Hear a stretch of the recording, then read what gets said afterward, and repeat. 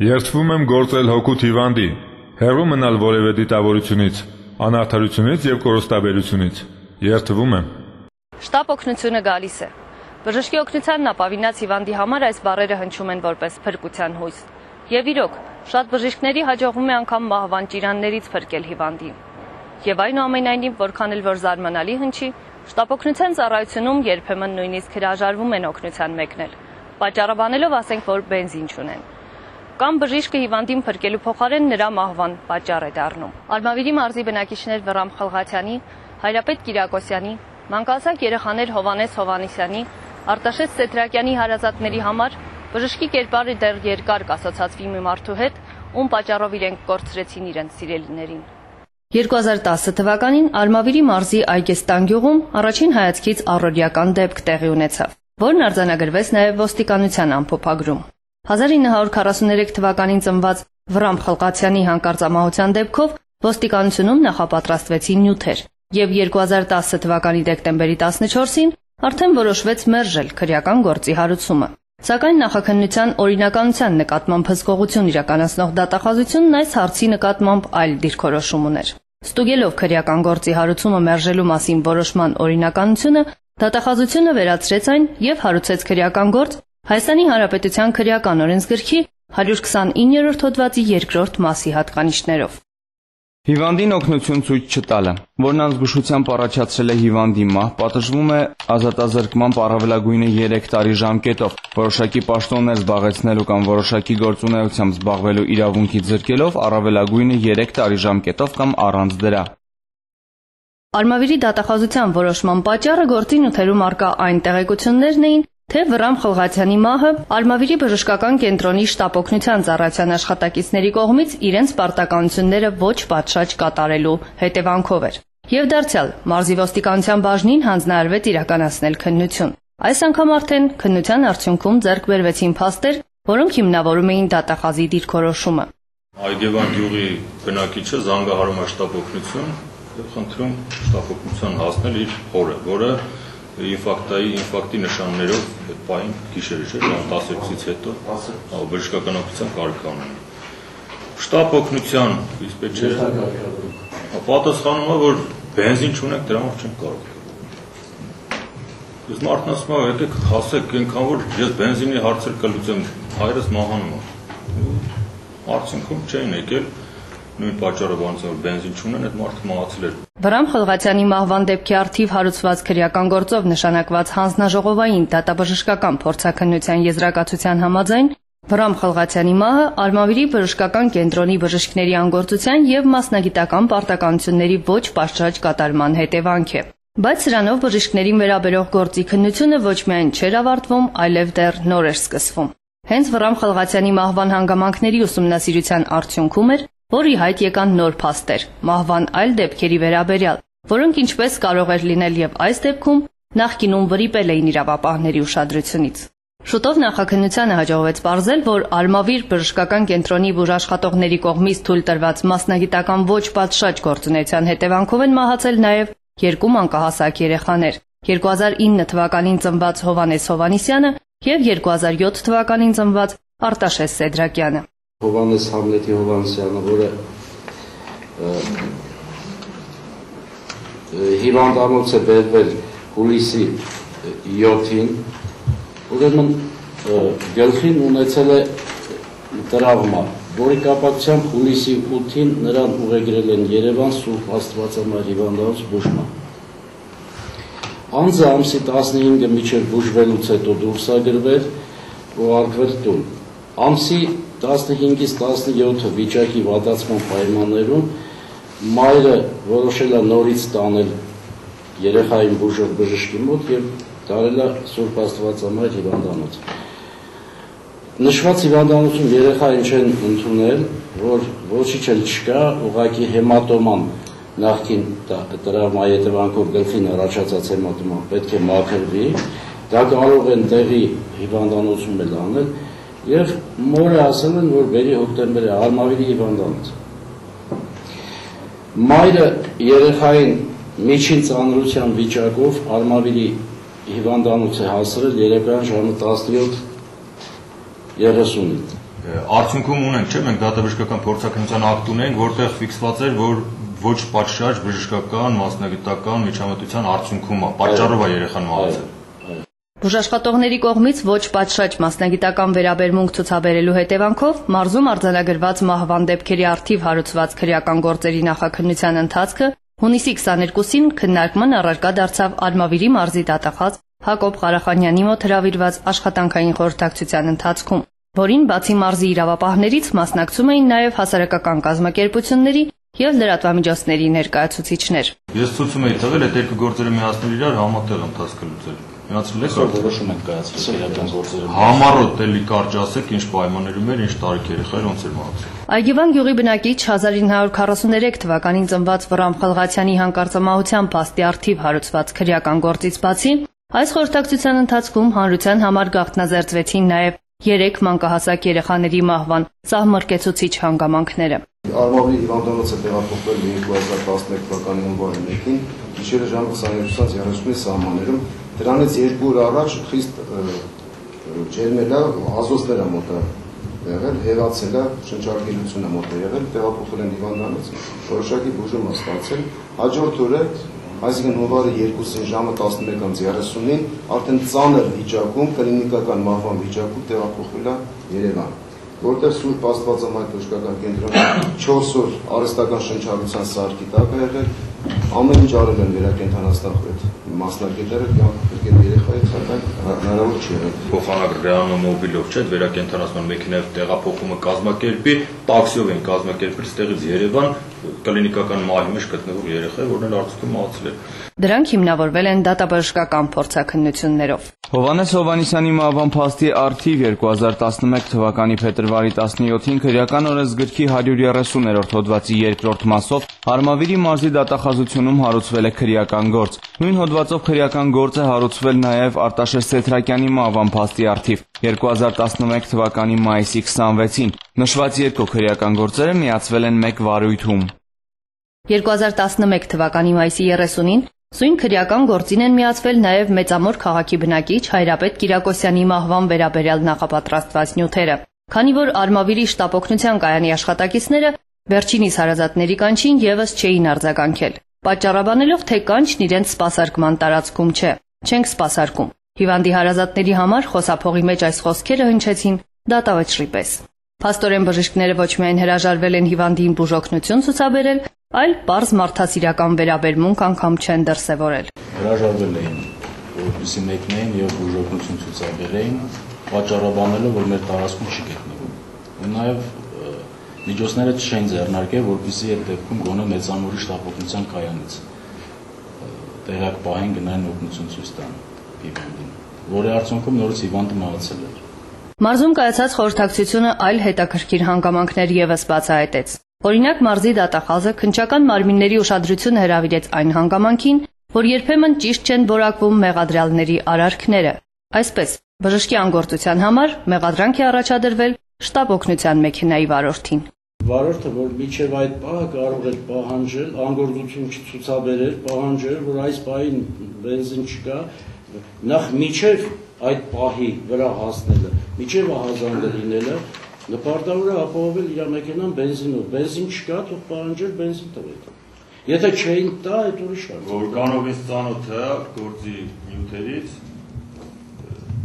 շտապօգնության վարորդը ժամանակին եւ ոչ միայն վարորդը, այլ նաեւ շտապօգնության կայանի ծառայության աշխատակիցների ժամանակին բազմիցս պահանջել են, որ իրանց բենզին ապահովեն։ Որոշակի ավելի քանակի, ասելով, որ դա չի բավականացնում։ Այնտեղ ցուցմունքներ կա, որ ազգանորեն ասել է 5 լիտր եւ ավելի, վերջ բավարարվեք դրանով։ Այնտեղ նույնիսկ բժիշկներից մեկը մի բառ էր օգտագործում, ասում է տրադիցիա է մեզ մոտ դարձել, որ բենզին քիչ տան եւ մենք էլ չուզենք, որովհետեւ գիտենք չեն տալու։ Այս պայմաններում ինչքանով եք դուք ճիշտ համարում 61 տարեկան վարորդին բերե մեղադրանք եք առաջադրել դրա համար։ Հիվանդին օգնություն ցույց տալու հոդվածով։ Միանգամից ասեմ, որպես դատախազ գտնում եմ, որ սխալ եք որակել։ Եվ ոչ միայն սխալ եք որակել, այլ նաև այդ վարորդին այդ հոդվածով մեղադրանք առաջադրելու իրավունք չունեիք, այդ մարդու արարքում հանցակազմ չկա։ Փոխանակ ում որ հարկն է նրան մեղադրանք առաջադրեք, 60 տարեկան մարդուն եք մեղադրանք առաջադրել։ Ընդհանրապես բժշկական սխալը կամ հիվանդին օգնություն ցույց չտալը իրավապահների շրջանում համարվում են դժվար ապացուցվող մեղադրանքներ, քանզի հիմնական ապացույցների թվում դատաբժշկական փորձաքննություններն են, եւ կարծիք կա, որ բժիշկները դժկամությամբ են հրապարակավ արձանագրում իրենց գործընկերների սխալները եւ նախընտրում են դրանք քննարկել ներքին կարգով, սահմանափակվելով ծառայողական քննությամբ։ Բայց վերջին շրջանում, ինչպես ասում են, սայլը սկսել է տեղից շարժվել։ Այսօր բժիշկն ինքն էլ չի ներում իր ապաշնոր գործընկերոջ սխալը, որը ճակատագրական է դարձել հիվանդի համար։ Այսօր արդեն կան մի քանի տասնյակ քրեական գործեր, երբ բժշկական սխալները ստացել են իրենց արձանագրումը։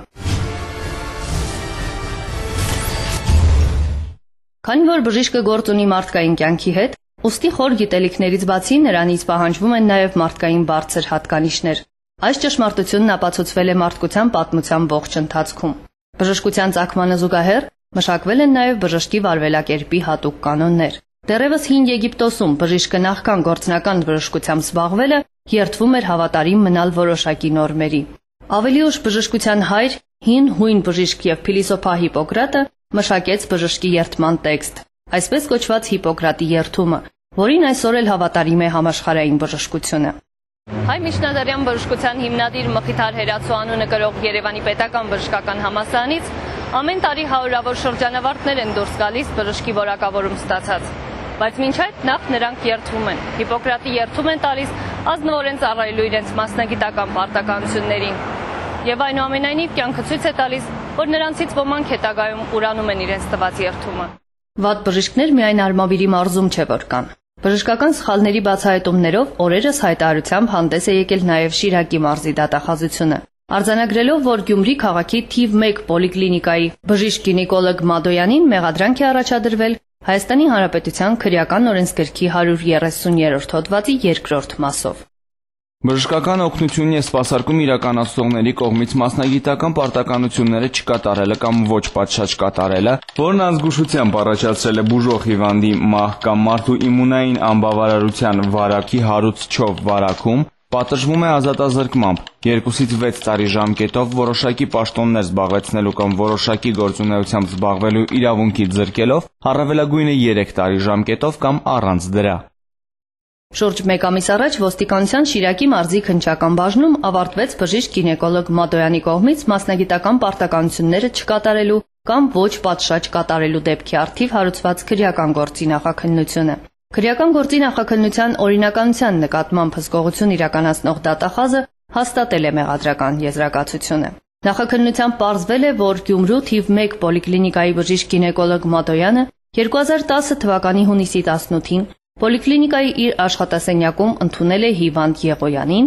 եւ վերջինիս հետազոտելու եւ ախտորոշելու նպատակով որոշել է վերջինիս արգանդի վզիկից քսուկ վերցնել։ Նախաքննական մարմնի գնահատմամբ տվյալ բժշկական միջամտությունը կատարելու ընթացքում բժիշկը իր մասնագիտական պարտականությունները կատարել է ոչ պատշաճ եւ դրանց նկատմամբ դրսեւորել անփույթ վերաբերմունք։ Այն է, Եղոյանի արգանդից քսուկ վերցնելու համար առանց անհրաժեշտության արգանդի վզիկից ներարկել է լիդոկային տեսակի դեղամիջոց, որից Եղոյանը ընկել է անաֆիլատիկ շոկի մեջ եւ գիտակցության չգալով մահացել է։